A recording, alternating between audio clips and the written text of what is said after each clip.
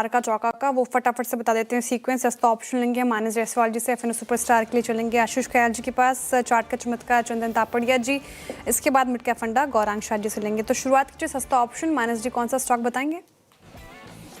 तो देखिए कोफोर्ज पे मेरा ध्यान है, जहां पर स्टॉक ने एक बेस बनाया है, हाई टॉप से हाई बॉटम को कंफर्मेशन दिया है, 22 मूविंग एवरेज के आसपास ट्रेड कर रहा है, तो यहाँ पर भी रिकवरी देखने को मिल सकती है।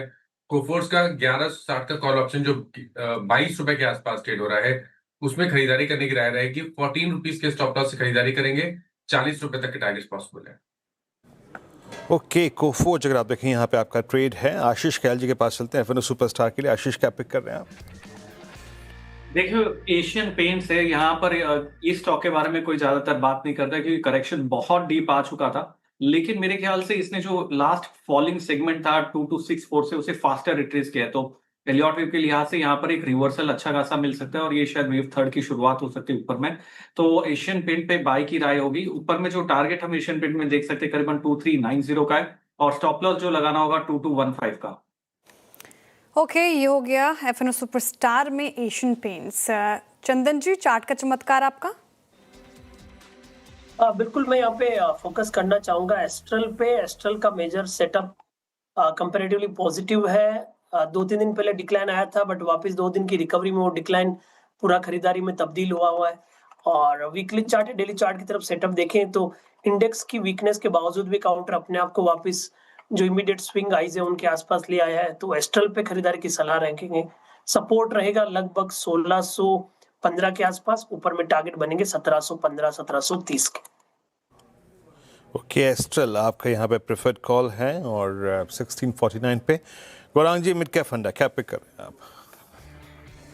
तो वित्तीय क्षेत्र में अगर आप देखने जाए वीरेंद्र भाई, तो काफी बिकवाली आई थी, और खास करके जो वित्तीय क्षेत्र की एक श्रेणी है non banking finance companies NBFCs, यहाँ पर हमने ध्यान दिया और यहाँ से एक मझौली कंपनी है बहुत ही सक्षम और मजबूत ग्रुप की एल&टी फाइनेंस। यहाँ पर भी करेक्शन आया है जब से पिछले 3-4 हफ्तों से गिरावट आई बाजार में। तो बुनियादी तर्क के आधार पर एल&टी फाइनेंस में खरीदारी की राय है। इस तरह से शुरुआत कीजिए और गिरावट पर जोड़ते जाए। एल&टी फाइनेंस खरीदारी की राय यहाँ पर, और डीसाई पर ये भी स्टॉक कर रहे हैं आज के सत्र में कारोबार। फटाफट से एक रिकैप चार का चौका का। हमने शुरुआत की माइनस डी के साथ, सस्ता ऑप्शन में उन्होंने सुझाया कोफोर्ज, और देखिए 4.5% की तेजी आज के सेशन में। ब्रोकरेजेस भी काफ़ी बुलिश। 1160 का आपको कॉल लेना है, 40 का टारगेट, 14 का स्टॉप लॉस लगाना है। एफएनओ सुपरस्टार के लिए आशीष खयाल जी को पसंद आ रहा है एशियन पेंट्स, और 2390 के टारगेट देख रहे हैं वो। 2215 का स्टॉप लॉस लगाने की बात कही गई है।